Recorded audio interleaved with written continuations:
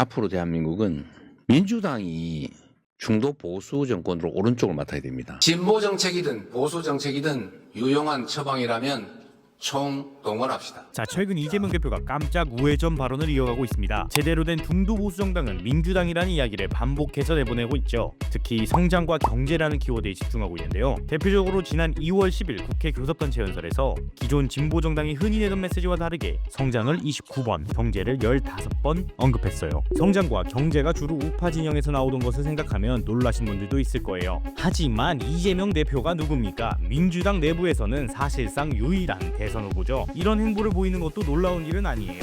민주당 내부의 지지층은 꽉 잡았으니 이제 중도 보수층을 잡으러 가는 거지. 맞아요. 대선 행보 시작이죠. 자세히 살펴보면 대놓고 우파 정책을 펴겠다 한 건 또 아니고 공식적으로는 잘사니즘이란 용어를 꺼내왔습니다. 보통 이런 연설을 하면 우파 행보를 한다, 왼쪽 깜빡이 켜고 우회전한다 라면서 욕먹기 좋잖아요. 그래서 잘 사는데 좌우파가 어디 있냐, 나는 실용주의자다 라는 포지션을 잡는 거죠. 균형을 잘 잡기만 하면 양쪽을 모두 만족시킬 수 있는 치트키 포지션입니다. 그런데 이 균형을 잡는다는 게 쉽지만은 또 않거든요. 잘못하면 양쪽에서 욕을 먹을 수도 있으니까요. 이재명 대표도 이걸 알고 있기 때문에 완전히 우파 정책만 이야기한 건 아닙니다. 좌파 진보 정책도 언급했죠. 노동시간 축소를 통해 주 4일제를 향해 나아가야 한다고 말한 게 대표적입니다. 이건 우파 진영에서 나올 수 있는 이야기는 아니니까요. 이 연설만 보면 솔직히 균형을 잘 잡았다고 생각합니다. 이재명이 그리는 대한민국이 눈에 보인다는 것도 장점이고요. 그런데 그보다 더 중요한 건 이재명 대표가 갑자기 왜 이러는 건가? 이걸 알아야겠죠. 드디어 미쳐버린 건가 하실 텐데 그건 아니고요. 민주당과 이재명 대표 확실히 대선 모드로 들어간 거죠. 지지층뿐만 아니라 중도, 더 나아가 보수층에게도 어필될 수 있는 이야기를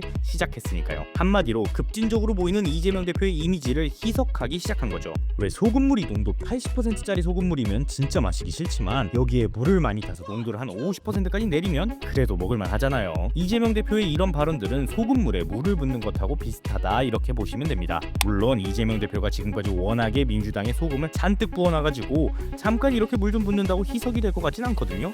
아직까지도 너무 짠물이야. 마실 수가 없어요. 중도층의 마음을 사로잡고 대선을 승리하기 위해선 이보다 더욱 많은 양의 물을 부어야 할 것입니다.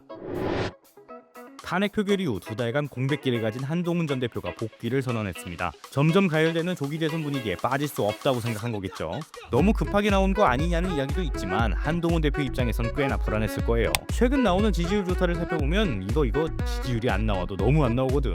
그래도 한동훈 대표가 국민의힘의 바로 직전 대표도 했을 만큼 나름 경쟁력 있는 후보거든요. 그런데 왜 이렇게까지 지지율이 안 나오는 걸까요? 이유는 역시 보수 지지층의 마음을 잃었기 때문입니다. 윤석열 대통령의 최측근으로서 정치를 시작했지만 대표 시절 내내 대통령과 미묘한 경쟁 관계에 있었던 거 다들 아시죠? 대통령을 중심으로 움직이는 보수 지지층 눈에는 이때부터 이미 좀 마음에 안 들었을 거예요. 결정적으로 계엄 사태 때 대통령 탄핵 찬성파였기 때문에 보수 핵심 지지층에게 완전히 버림받게 되었습니다. 불법 비상계엄에 대응하는 상식적인 반응이었으나 지지층의 입장에선 키워줬더니 배신을 때려버리는 아주 미운 놈이 되었죠. 그렇다고 지지층 외의 중도층에게 호소력이 대단히 강한 인물이냐 하면 그건 또 아니에요.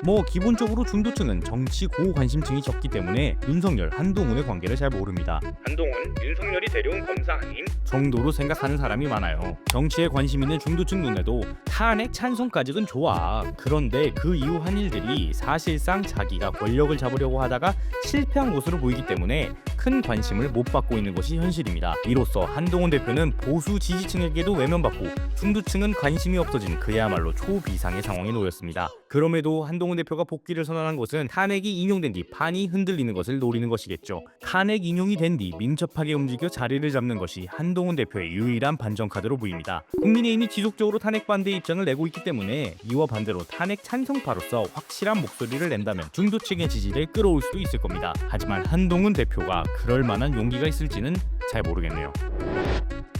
국민의힘은 계속해서 탄핵 반대 입장을 강하게 내보이고 있습니다. 현재 국민의힘의 비대위원장인 권영세 의원의 발언만 살펴봐도 알 수 있죠.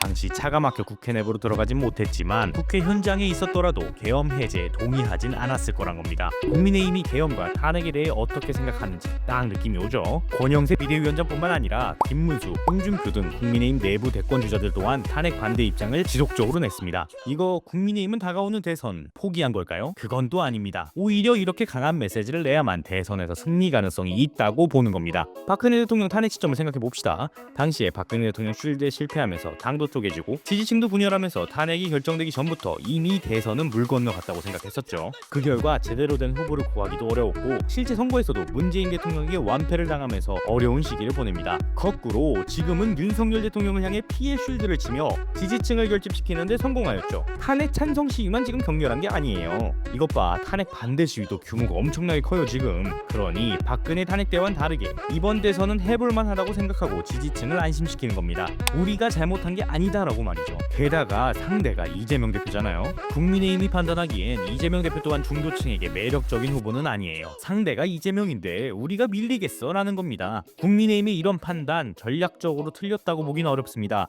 실제로 이 전략이 잘 작동하고 있기 때문에 양자 대결에서 이재명을 이기기도 하고 양당의 지지율 격차는 점점 줄어들고 있죠. 지지율만 보면 지금이 탄핵 조국인지 의심이 갈 정도야. 하지만 책임 있는 정치인이라면 이러한 선택을 해선 안 됩니다. 그 어떤 사유가 있었다 한들 비상계엄은 정말 말도 안 되는 행동이었으니까요. 이걸 정치적 유불리에 의해 쉴드치며 탄핵을 반대하고 있다는 건 바람직한 정치의 모습이 아니죠. 게다가 중도층이 그렇게 단순하지 않습니다. 국민의힘이 계속 이런 식으로 불법 계엄을 한 대통령과 한 배를 타려고 한다면 결코 대선에서 승리할 수 없을 겁니다. 비상계엄 이후 정치 상황 정말 혼란스럽습니다. 공식적으로든 비공식적으로든 대권 주자들의 움직임은 이미 시작되었죠. 이 움직임들 빠르고 재밌게 듣고 싶으시다면 구독과 좋아요 부탁드립니다. 다른 정치였습니다.